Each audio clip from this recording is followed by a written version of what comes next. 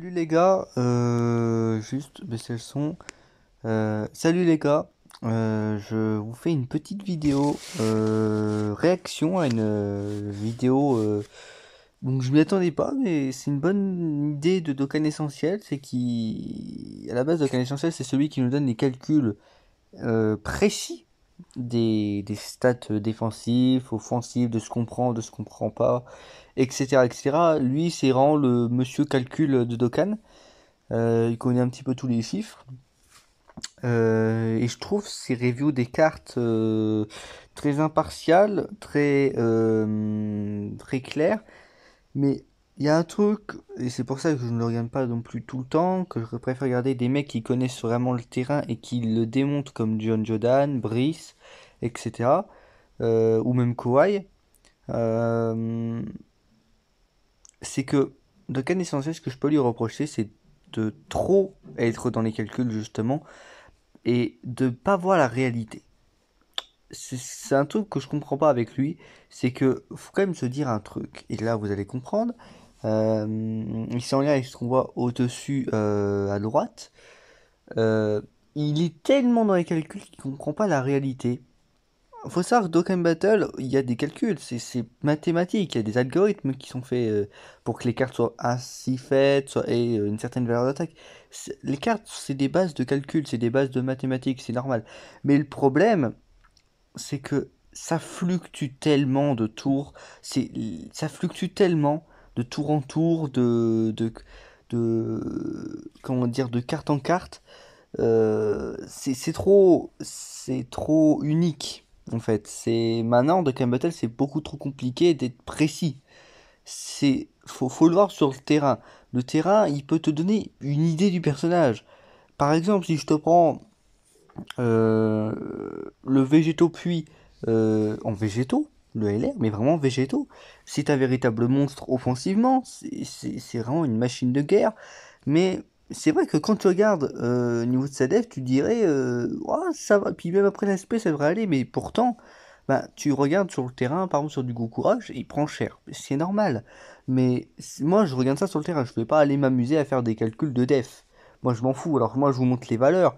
Après, ça veut rien dire. Les autos, tu peux les prendre. Les autos, tu peux pas les prendre. C'est toujours de la surprise en vérité.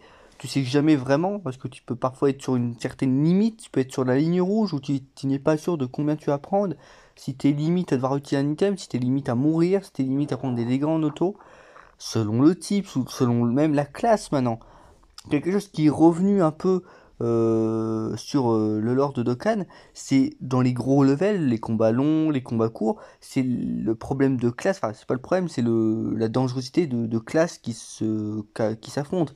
Quand tu pars avec une team extrême contre du super, tu prends bien plus cher. Et même si tu as les mêmes valeurs défensives qu'un super, qu'une carte super, du même type, ou même des valeurs, voire même un peu supérieures, bah tu prendrais quasiment 104 plus en spé, parce que t'es extrême. C'est des fluctuations très compliquées. Mais évidemment, ces trucs-là sont basés sur des coefficients. Ça, c'est normal. Et de connaissance, il les connaît. Mais ça fluctue beaucoup trop. Et là, il y a un truc là qui vient de sortir, c'est la tier list au niveau de ces calculs sur la, la catégorie Potala en extrême SBR. Là, on a le côté offensive et on a le côté défensif. Le côté défensif va beaucoup faire jaser, je le sais d'office, parce que moi aussi ça m'a fait jaser, c'est pour ça que j'ai fait la vidéo. Et le côté offensif sur le papier, il m'avait pas. Parce qu'au début, j'avais même pas vu que c'était en extrême SBR, j'avais vu que c'était offensive. Mais en vérité, quand j'ai vu que c'est après que c'était en SBR, bah pareil, ça m'a gêné. Je vais vous expliquer pourquoi. Par exemple, je vous prends Vegeto Blue LR Technique en extrême SBR, en Battle Road. Comment tu veux déjà avoir l'opportunité, le temps, même juste bah, le temps et le temps de survivre en quelque sorte aussi, pour avoir la transformation et pour pouvoir faire en sorte qu'il fasse extrêmement mal. Faudrait limite avoir des doublons, et encore, parce qu'on est dans les 5 millions plus. Je sais pas comment ce mec peut faire 5 millions plus à part sur le type agilité. En SBR, il a pas le temps de stacker, il a pas le temps. Déjà, si tu veux le jouer correctement, faut que tu mettes en troisième position, donc tu le vois encore moins. Donc je comprends pas comment tu peux me le ramener, et comment tu peux me dire, ça fait mal. Parce que dans ces dans ces conditions, mathématiquement, ça va faire mal si tu le ramènes tout le temps en premier, en quelques tours. Ok, c'est pas la carte qui va faire le moins mal, mais même, s'il va pas être comme un végétaux sur du Goku Rush, il va pas faire les mêmes dégâts. Moi, quand tu me mets 5000 en plus, c'est en Goku Rush qui me les met, ça. C'est pas un Goku Rush, à part sur la phase int, évidemment, à cause du type, mais c'est en combat long qui me les met les 5000 en plus. C'est pas en SBR, en SBR, il me les mettra jamais. Mathématiquement, il va peut-être te les mettre, et encore, j'ai des doutes, quand même, au niveau du temps de stack. Et en plus, c'est pas viable. Si tu me dis que tu pars du principe qu'offensivement, va y aller, il va te mettre 5000 en plus. Alors peut-être les contres des autres Gugus, Vegeto End, Vegeto Int, et encore pareil pour Vegeto Int. J'ai envie de te dire Vegeto Int, oui, s'il fusionne, oui, mais est-ce que tu vas fusionner? Non. C'est le problème, c'est que mathématiquement, il est trop ancré dans les mathématiques, et encore, j'ai des doutes. Même si bon, là, il y a des contres qui peuvent dire que oui, dans une certaine éventualité, ils peuvent faire 5 millions plus. Mais sinon, non. Comment tu veux avoir la fusion en extrême SBR? Je vois pas comment tu peux l'avoir, la fusion. C'est très compliqué.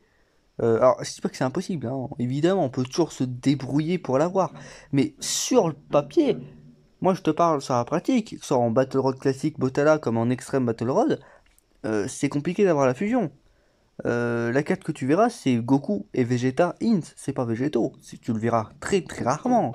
Bonne chance pour le voir.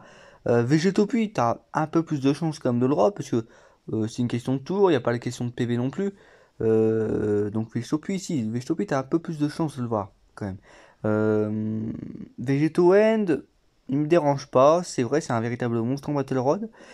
Végétaux techniques, Blue, ben, c'est les mêmes problèmes quasiment que le LR. C'est un petit peu la même carte en fait au niveau du temps. Pour qu'elle fasse autant de dégâts, faut du temps. Et le Battle Rod, c'est le dernier endroit où tu as le temps de stacker ta carte. Je suis désolé. Et surtout si c'est les extrêmes Battle Rod. Ben, là, faut pas déconner. Après, pareil bon, pour Kefla et CJ2, on peut se débrouiller pareil. C'est comme Végétopie, on peut se débrouiller pour l'avoir. Mais moi, pareil, ça fait. Enfin, même 3 millions, 5 millions, ça, c'est les valeurs d'attaque. Parce que putain, pour qu'ils me les mettent, bonne chance, hein, je suis désolé, mais c'est beaucoup quand même. Je sais pas s'ils se rendent compte, mais c'est énorme en fait.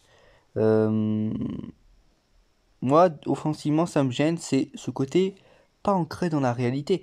Dans la réalité, à aucun moment Végétotech tu vas le mettre en avant. À aucun moment, quasiment, tu vas avoir Végéto Int. Je suis désolé. C'est extrêmement compliqué. Je le vois aussi d'ailleurs, mais même le Black Goku Int, ça va être dur enfin, déjà, ça va être dur de le ramener. Parce que mentalement, on va falloir s'accrocher pour ramener un Rosé Int dans un Battle Road. Et en plus, pour le mettre en avant. Et avec une carte comme lui, garder au-dessus et rester au-dessus des 80% PV, attendre 6 tours et le faire transformer, pareil, niveau réalité, je crois que t'es très loin quand même. Je suis désolé, mais il va falloir y aller pour le faire, ça. Maintenant, on peut passer à la technique défensive. J'ai pas envie de m'éterniser. Là, bah, d'ailleurs, non. Voilà. Alors, peut-être, peut-être c'est que c'est pas très clair. Hop, c'est comme ça. Je sais pas si vous le voyez, le numéro 1 c'est Arkibito, Shin, on a la version transformée, la version transformée, on a la Kaiouaji, après on a les Amasu, alors, enfin on a Zamasaji, alors pareil, ok. Là par contre, là c'est même pire qu'offensivement. Alors encore offensivement, il fait mal, ça va, il a quand même de bonnes valeurs le Vegeta, mais alors là défensivement, mais quoi en fait? Quoi? Mais comment en fait? Comment? Et je me suis dit, mais c'est, enfin, je sais pas, il a même pas pu prendre en compte, je sais pas, de l'esquive, du stun. Il a même pas ça pour se sauver, le Végétotech. C'est bien pour ça qu'il est pas joué en Battle Road. Enfin, comment il peut me le mettre à ce rang-là? Alors, le Zamasu In, ça se tient parce qu'il a de la réduction. Le Zamasu Aji, dans ses premières formes, ça se tient aussi. Mais Végétotech, mais que. Alors, la première forme, je comprends pas. La seconde. Pareil, de toute façon, bah, c'est pareil, le stack défensif, ça va être pareil, t'auras même pas le temps de stacker une bonne défense, je suis désolé. T'es dans les 70k def, 80k def, je suis désolé, c'est la réalité des choses. Le bonbon végétaux, j'ai envie de te dire, c'est pas la def qui le sauve, c'est son esquive en Battle Road. À un moment, faut arrêter de se foutre de la gueule du monde. Les trois premiers, la Kaioshin, je suis un peu d'accord. Les Kibito, en fait, les trois là, je suis un peu d'accord, même si eux, ils ont bonne des valeurs de def par contre, mais c'est aussi le stun, c'est aussi l'esquive qui les sauve. Je suis désolé. Blocage de spé, je crois aussi Kibito. Il y a beaucoup de choses qui rentrent en compte qui font que c'est même pas qu'ils prennent pas cher, c'est qu'ils peuvent pas prendre, ils peuvent pas prendre cher parce qu'ils bloquent les attaques. Ils les bloquent, soit ils stun, soit au pire ils bloquent l'aspect. Donc en vérité, ils peuvent pas avoir l'occasion de prendre des dégâts. Je te donne le pari d'envoyer une spé sur Kibito Shin, voir les dégâts qu'il fait, sur Vegeto Int, même non transformé, les dégâts qu'il fait. Tu verras que Vegeto Int prend beaucoup moins cher. Là, je vois Vegeto Int, il prend 370k l'espé, même transformé 270k. Alors on n'a pas le même Vegeto Int, enfin moi je l'ai même pas 100%. Oh là, oh là. Et apparemment, il prend environ pareil qu'un rosé puissant, ce qui n'a pas de défense quasiment. Bah écoute, j'ai envie de te dire, très logique, mais. Puis même, non mais puis là, même, ça peut même pas se tenir. Parce que végétaux puis, tu pourrais le mettre là. Mais végétaux puis non transformés, donc Goku et Vegeta, basse forme, avec de la réduction et après spé, avec le boost après spé. Je vois pas comment ils peuvent prendre de dégâts. Enfin, si, ils peuvent prendre de dégâts, mais t'aurais pu le hausser limite au moins à Zamatsu, mais moi je l'aurais vu avec Kibitoshin et la Kaioshin de l'Ouest. Enfin, si c'est celle de l'Ouest, non, je me trompe pas, mais la Kaioshin agit. Enfin, là je comprends pas. Pour ce qui est aussi de Vegeto End, bah, ça dépend. Moi je l'aurais quand même aussi, parce que s'il commence à faire des speeds, il commence à avoir de la def, le monsieur aussi. Hein. Euh, après, le végétaux puis LR free-to-play. Pareil, j'ai envie de te dire, tu me dis, ouais, mais il a pas le temps de sac. Alors là, il a pas le temps de sac, mais n'empêche, c'est quand même l'une des rares unités, contrairement à ton Végétotech et même le TUR. C'est une unité, même si elle stack, elle au moins elle a des stats de base. C'est même l'une des rares unités qui a des stats de base et qui stack quand même. Donc tu peux pas me ramener un Végétotech qui a pas de def de base, tanker bien mieux que, que le Végéto puis LR, qui a limite 100k def sans stacker. Arrivé sur le tour 1. Il a limite ça en fait. Et avec des valeurs pareilles, tour 1, il stack très vite le gaillard, même en Battle Road. Après, je suis d'accord avec toi, et je vais pas contredire mon propos. C'est pas le stack qui va le sauver, c'est vraiment sa def de base. C'est le fait qu'il soit limite jouable. Il a une défense correcte, il a la def correcte.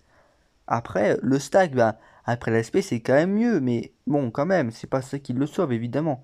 Mais, enfin, là, je comprends pas la cohérence. Même au niveau des calculs, je comprends pas comment il s'est démerdé de Canon Essentiel à nous sortir ça, à nous pondre ça. Je comprends pas. Moi, au niveau du terrain, moi, sur le papier, je n'ai pas du tout la même chose. Que ce soit en combat court, combat long. J'ai pas du tout la même chose. Bon, là, c'est en combat court, je prends en combat court. La moitié des choses qui ramènent pour la tier list offensive, c'est même pas faisable. Alors je veux bien qu'au niveau des calculs, ça soit limite faisable, mais il y a une différence entre les mathématiques et la pratique. Voilà. Donc il y a un moment, ton rosé int, tu vas pas l'avoir, je te le dis direct. D'ailleurs, si tu le ramènes, t'es mort avant de l'avoir, je te le dis tout de suite. Végéto int pour la fusion, bah bonne chance. Végéto puis, ça se tente, mais ok. Et le Vegetobloutech, non. Enfin, je comprends pas pourquoi il peut être aussi haut. C'est limite l'une des pires cartes à ramener en Battle Road Potala. T'arrives à me la hausser en haut. Non, non, c'est. Enfin, moi je piche pas. Écoutez, moi je vous laisse là-dessus, mais vous me redirez. Si j'ai pas compris quelque chose, vous me redirez dans l'espace commentaire, mais moi je suis pas du tout d'accord avec cette tier list. Alors je suis d'accord avec ses calculs. Moi, je me base beaucoup sur ces calculs, comme beaucoup de youtubeurs. Mais là, pour le coup, faire une tier list et un extrême battle road, sortir des paliers pareils, là, je suis désolé, mais il s'est fait aveugler par ses maths, il s'est fait aveugler par ses calculs. Il faut pas se laisser aveugler. Moi, la dernière fois que je vous ai testé les valeurs de def de couleur, ça veut pas dire qu'il prend zéro. Il peut avoir 150k.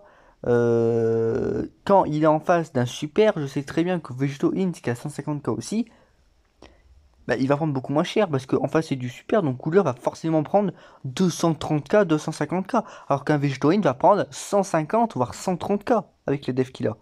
je sais très bien quelle est la différence. Ça, c'est une différence réelle.